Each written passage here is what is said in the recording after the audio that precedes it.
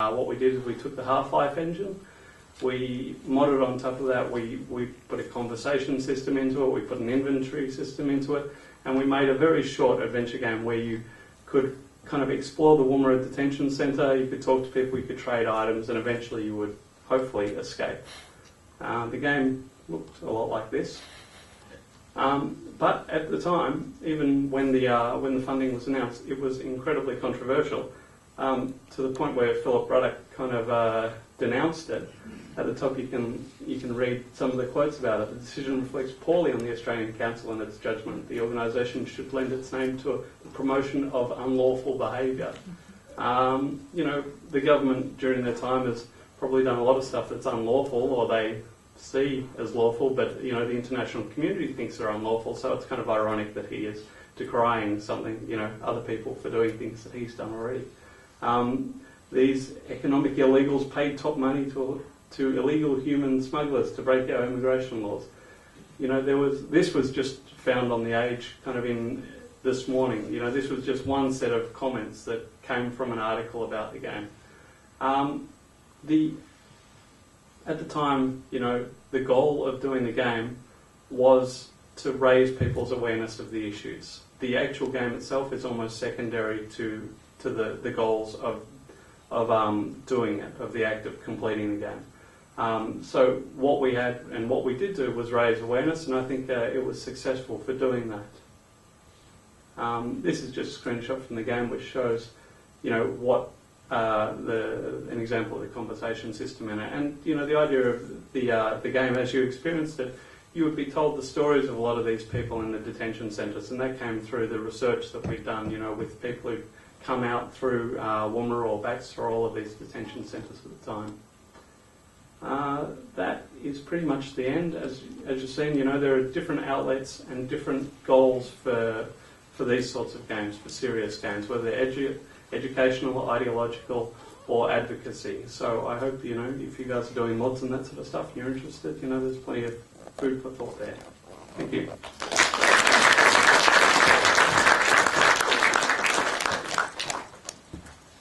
I'd like to introduce our third speaker, Rebecca Cannon. Rebecca Cannon is an Australian media mechanic interested in the production, documentation and analysis of contemporary art.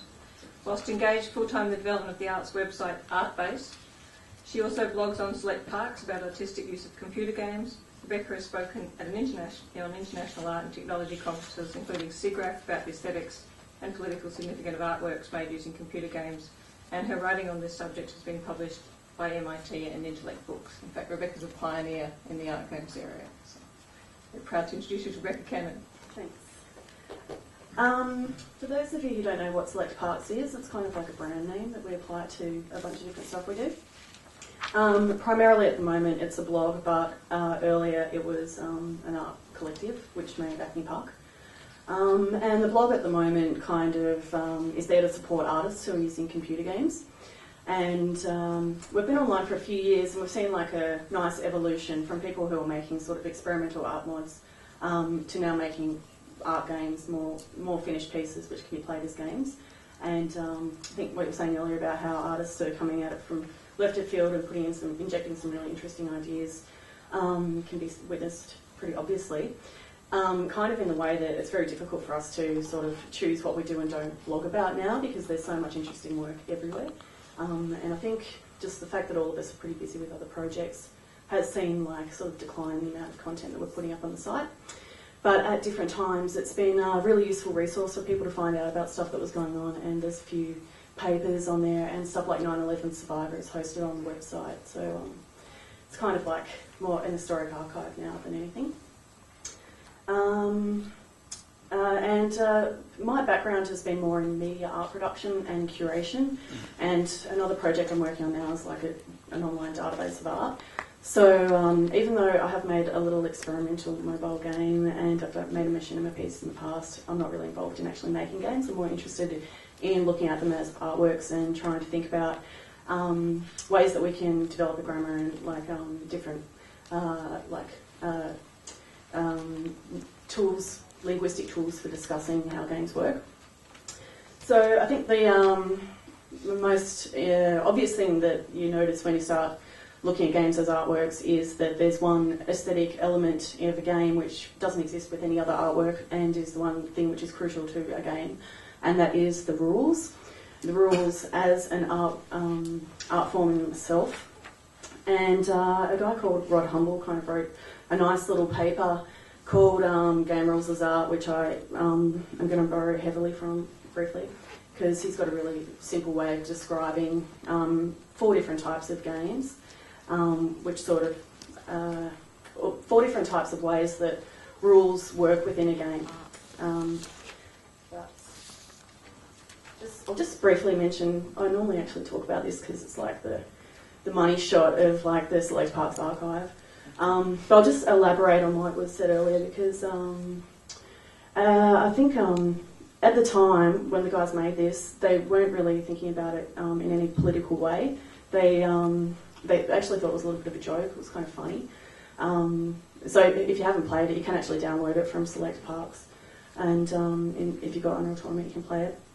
All you can do is walk around the floor and jump out and pretty much always die, although Brodie Condon, who was their teacher, actually survived once. Managed to hit the ground and live, you couldn't believe it. But because of the media furor which happened, they actually were forced to think about the criticisms which were being made about this piece, and about it being quite insensitive, and they did eventually come up with a good a bit of media savviness, like you were saying with the Columbine game guy. Like they learned to sort of express it as an artistic statement, and they were trying to identify with what had happened because their experience of it was only through the media. And so by actually recreating the building, looking at real architectural drawings for the actual building itself, they were able to sort of identify with what happened and, you know, develop some sensitivity to it. So they kind of had a really good excuse for why they'd been insensitive in the first place.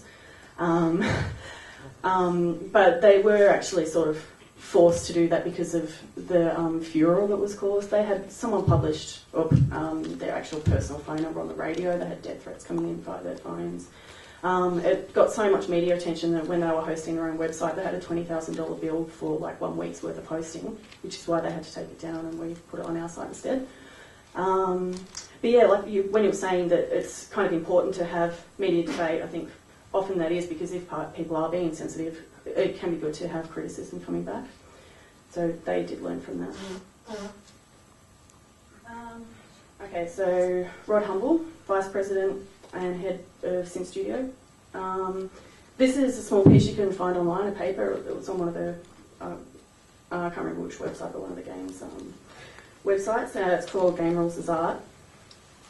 In it, he sort of is trying to sort of outline how rules actually work as an aesthetic element, and he points out just a few simple games and how the way the rules work affects the gameplay experience. In chess, you've got the king, who's the most important player, and the game will end if he dies, but he's also the most limited. He has very little power, so he's simultaneously the most powerful and the least powerful character. And there's that creates kind of a really unique dynamic experience there, and a contrast between the rules. In Pachisi, it's a game where the lucky get luckier. You roll dice, and if you get a good roll, you get to roll again. And he kind of comments on how that can feel like life a lot of the time. If you're born into a rich family, you've got all of these, excess luck is going your way, and you just keep getting luckier. So it's kind of a nice reflection of how life can feel sometimes. Oware is an interesting African game. We use beans to represent distributing resources between different communities. But in this game, you're not actually allowed to wipe out the other player if you can. You actually have to make a move which will allow them to continue playing. And I kind of want to investigate this game a bit more because I'm not sure how you would win if you couldn't just win through direct attack. You've got to kind of do it a little with a bit of subversion, kind of subtly in the way modern politics works. And it's kind of nice and that the rules actually force you to consider the opponent and their experiences, and